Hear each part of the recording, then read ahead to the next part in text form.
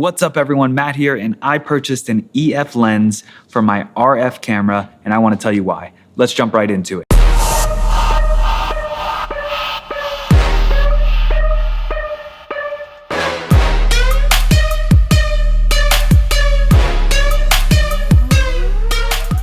Now this is the Mark II version of the 2470 2.8. This came out in 2012.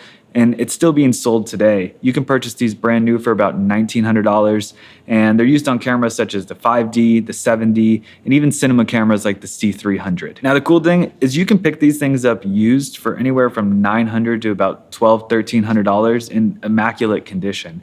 And if you compare that to something like the RF 2470, those retail for about $2,400. So let's say you purchase this lens, and then to get it to work on your RF camera, you need an adapter. This is an EF to RF mount adapter. These start at $100. They have a couple different versions, one with a control ring, one with an ND filter slot. And again, these start at about $100. So if you put these together, you're still saving about $1,000 with these two compared to purchasing the new one. Let's check out how quick the autofocus is.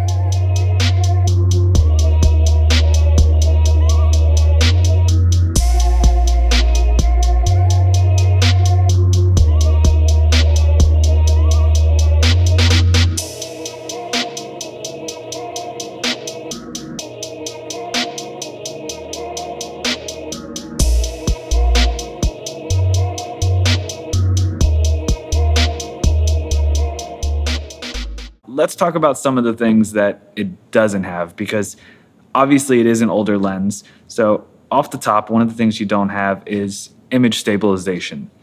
I think it really depends what you're going to be using this lens for. Now, for me personally, I'm going to be using a 15-35 for vlogging, walking around, and doing those types of things, where the 2470 is really going to be a tripod lens for me. So I'm going to use this on a tripod to film B-roll shots, maybe some front-facing stuff, so the image stabilization isn't really a necessity. Another thing it's missing is the control ring, and this is new for the RF lens. Here's a 35mm RF lens, and this is the control ring out front. You can set this to pretty much whatever you want. You can have it control your aperture, or ISO, or like I said, anything you want. Now, I'm using the Canon R6. I have 3 different options for control settings, so I can use my shutter speed on one, my ISO, my aperture on the other. I don't typically use the control ring that often. Right now, I have it set to control my autofocus mode, so I can switch between face tracking or expanded. Again, it's not something I really use, and for what I'm gonna be using this lens for, I don't really think I need it. Now let's talk about image clarity. It really depends what you're using this lens for. I'm gonna use this for video. I'm not too worried about any discoloration or any warping or anything like that compared to the RF. Now the RF is known to be a little sharper. It's a newer lens, has new technology.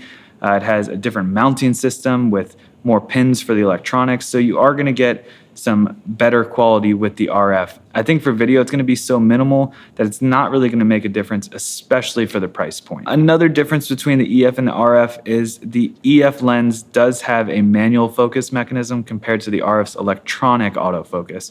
So if you're using the camera's in-body microphone, you might hear a little bit of that noise. I wanted to compare the overall length of the RF 2470 and the EF 2470 with the adapter attached. The RF 2470 is 4.95 inches at its minimum length. Now the EF 2470 is actually a little bit smaller. It's 4.45 inches at its minimum length.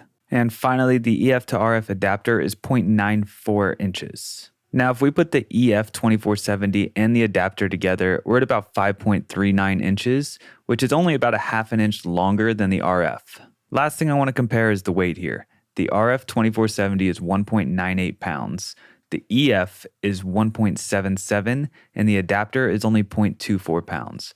So that basically means the EF comes in at 2 pounds, which is almost the exact same weight as the RF. Hopefully this video helps you decide whether you should pick up an EF or an RF version of this lens.